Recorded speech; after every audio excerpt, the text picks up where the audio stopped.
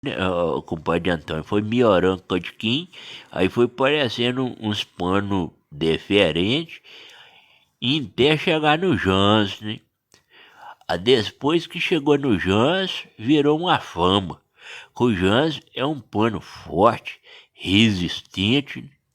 Ah, o povo arena inclinou por lá do Jans, que virou um troço doido. Aí hoje você já compra já direto mesmo, é roupa pronta, né?